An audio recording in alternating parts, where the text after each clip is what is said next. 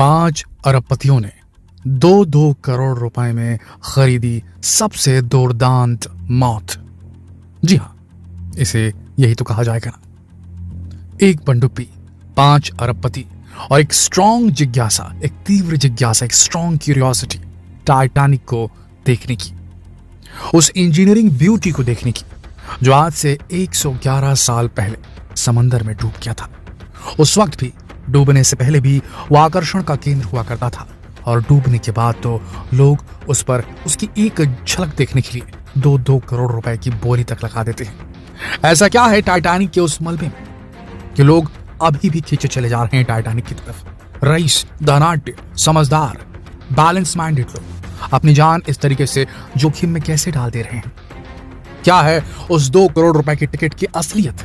आज के इस वीडियो में आप जानेंगे कि 2 करोड़ रुपए के उस टिकट के पीछे की असलियत क्या है। दोस्तों, इंसान के अंदर की क्यूरियोसिटी उसे हमेशा से, इंसान के अंदर की जिज्ञासा उसे हमेशा से ऐसी जगहों की ओर खींचती है जहां पहले कभी कोई गया ना हो। खुद की दुनिया के उस पार झांकने की चाह, इस चाह ने हमें इंसानों को नई नई जगहों को खोजने, एक्सप्लोर करने में मदद की और कुछ इसी तरह मानव सभ्यता फैली। पर याद रखिए, हर एक्सप्लोरेशन के मिशन में, हर खोजी अभियान के साथ जुड़ा होता है एक बड़ा रिस्क, और सारा दारोमदार रिस्क को एनालिसिस करने वाले व्यक्ति के ऊपर ही होता है, उस मिशन के लीडर के ऊपर ही होता है। उसकी समझ पर निर्भर होता है कि मिशन कामयाब होगा या उसमें सैकड़ों जानें चली जाएंगी। वो टाइटैनिक जो आज से 111 साल पहले 1500 लोगों को लील गया था, आज उसने 5 और अरबपतियों को लील लिया है। समंदर की गहराई में मलबा देखने गए थे, मलबा बन गए। जी हाँ, और इसके पीछे जो रिस्क था वो ऐसा नहीं था कि उन्हें बताया ना गया हो, लेकिन उस रिस्क की कल्पना, उस रिस्क का असेसमेंट शायद ना उस कंपनी ने किया ढंग से। ओशन गेट कंपनी, जिसने वो पनडुब्बी बनाई थी, जिस पनडुब्बी का नाम आप लगातार टीवी चैनल में सुन रहे होंगे, टाइटन के नाम दिया गया था उसे। ना ही ओशन गेट कंपनी के जो लोग थे उन्होंने इस रिस्क का सही एनालिसिस किया, ना ही उसमें बैठे जो उसके सीईओ थे स्टॉकटन रश, उसने इस बात की ओर ध्यान दिया कि भैया ये एक्सपेरिमेंटल शिप है, एक्सपेरिमेंटल पनडुब्बी है, सबमर्सिबल है, इसमें हम लोगों को टिकट दे करके यहां बुला रहे हैं तो इसकी सुरक्षा की जिम्मेदारी हमारी होती है। ये सर्टिफाइड शिप नहीं है। जी हाँ, ये कोई सर्टिफाइड शिप नहीं थी पनडुब्बी टाइटन, ये सिर्फ एक एक्सपेरिमेंटल शिप थी। लेकिन फिर भी यहाँ पर सुरक्षा का ध्यान सही तरीके से नहीं रखा गया और इवन वो क्लॉज भी साइन करा लिए गए, पेपर पे साइन भी करा लिए गए पनडुब्बी में बैठने से पहले ही सारे अरबपतियों के द्वारा कि भैया कुछ होगा तो तुम देख लेना, हम इसके जिम्मेदार नहीं होंगे, अंदर बहुत खतरा है। और उस पर ये सारी चीजें जानने के बाद भी, खतरों को समझते हुए भी, 2 करोड़ रुपए यानी कि $2.5 लाख के आसपास की रकम अदा करने के बाद भी ये लोग बिल्कुल समझ नहीं पा रहे थे जो अरबपति थे। उन्हें इतनी ज्यादा क्यूरियोसिटी थी, जिज्ञासा थी टाइटैनिक की तरफ, वो इतने ज्यादा अट्रैक्टेड थे उसके मलबे की तरफ कि वो किसी भी कीमत पर, किसी भी रिस्क पर जाने के लिए तैयार हो गए। पर यहाँ पर रिस्क लेने वाला जो व्यक्ति था, जो लीडर था, स्टॉकटन रश, बोलते हैं कि वो ब्लाइंडेड हो गया था अपने इस मिशन को लेकर के। उसे सिर्फ ये नजर आ रहा था कि उसने एक बेहतरीन कॉन्सेप्ट रेडी किया है, एक नए मटेरियल से, जो रॉ मटेरियल होता है जिससे शिप्स बनाई जाती हैं, पनडुब्बियां बनाई जाती हैं, एक नए रॉ मटेरियल का इस्तेमाल करके उसने बड़ी कम लागत में एक बेहतरीन पनडुब्बी को डिजाइन कर लिया। उसका ऐसा मानना था स्टॉकटन रश का, उसे बिलीव था अपनी टीम पर, बिलीव था डिजाइन पर उस पनडुब्बी के। वो जिम्मेदार साबित हुई इन सारे लोगों की मृत्यु पर। अभी तक जो जांच है वो पूरी हुई नहीं है और जांच शायद कभी पूरी हो भी नहीं पाएगी, क्योंकि असल वजह क्या है, इतनी गहराई में समंदर की जाकर के उसकी जांच कर पाना बिल्कुल पॉसिबल नहीं होगा दोस्तों। असलियत तो शायद कभी सामने ना आए, लेकिन हाँ, जांच एजेंसियां लगी हुई हैं और क्या नया पता चला है वो हम आपको अगले वीडियो में बताने वाले हैं, क्योंकि जांच एजेंसियों को कुछ सुराग मिले तो हैं। वो कौन से सुराग हैं जानने के लिए आपको हमारा अगला वीडियो देखना होगा।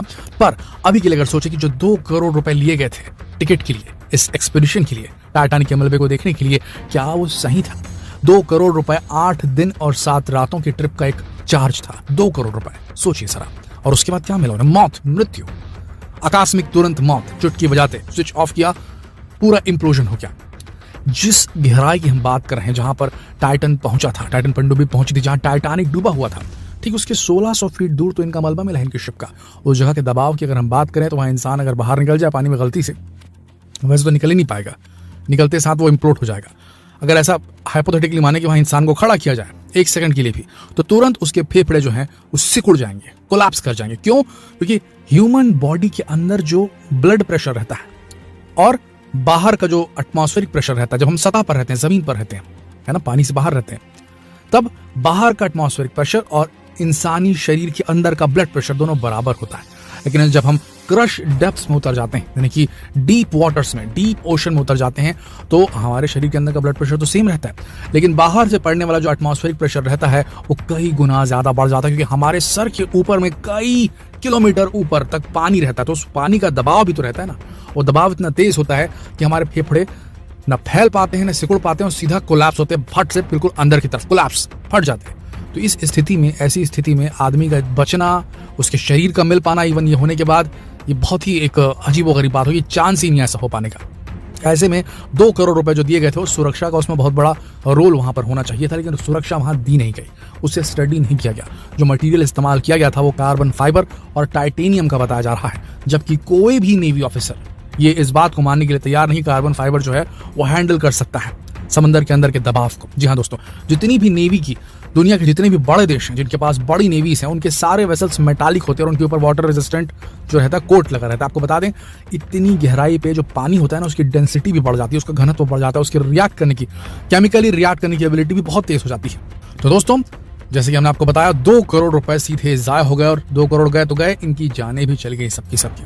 तो आपको बता दें दोस्तों, स्पेस से ज्यादा स्कैरियर होता है ओशन।